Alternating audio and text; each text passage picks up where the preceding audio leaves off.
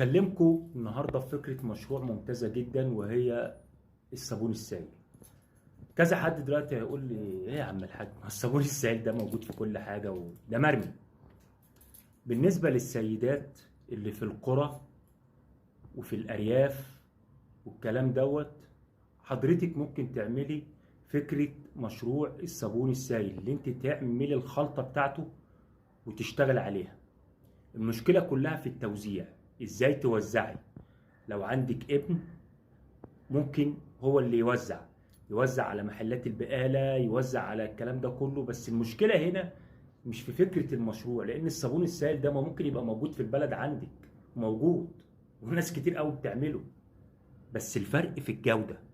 بمعنى مثلا في المنطقة بتاعت حضرتك أو حضرتك بتلاقي مثلا 600 واحد مثلا بتاع كشري أو فول أو أيا كان، تلاقي واحد كده هو مميز، هو دوت اللي الناس كلها بتروح عنده، وهو ده الناس كلها بتتعامل معاه. طب ليه؟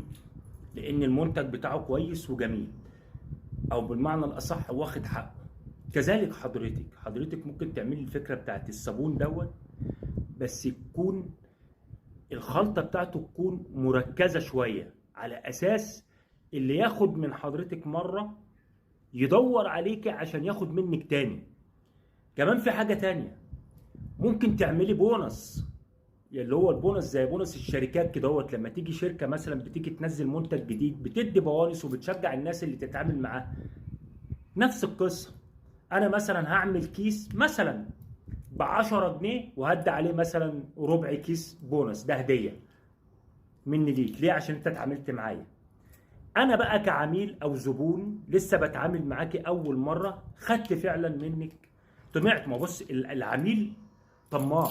يعني انا كعميل ببص، يعني ايه، انا عايز في الوقت اللي احنا فيه دوت انا عايز اشتري منتج.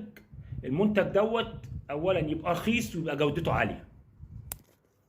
خدت من حضرتك مثلا المنتج دوت، لقيته جميل جدا وليه ريحه جميله وبيرغي وحاجه. طبعا التركيز عالي اللي حضرتك هتعمليه، هتكسبي. يعني بدل ما تكسبي 10 جنيه، لا اكسبي 3 جنيه، اكسبي 2 جنيه. ما هو كده كده حضرتك كنت قاعده اساسا ومفيش شغل. لو حضرتك مثلا معاك راس مال 5000 جنيه، ممكن تعملي بيهم المشروع دوت وتبتدي ان انت توزعي مثلا، او تشوفي البقاله اللي جنبك، او بلاش البقاله، على جيرانك، على حبايبك، الكلام ده كله، وتوزعيه وتعملي تركيز عالي. تمام. وفي نفس الوقت تعملي بونص عليه، اللي هياخد منك مره هياخد تاني وتالت ورابع، وهيرشح لك، وده هيكلم دي ودي هيكلم دي، هتلاقي نفسك. ده فكره مشروع، ولسه في مشاريع تانية هقول لكم عليها. كل يوم انا بقول لكم مشروع وفكرة.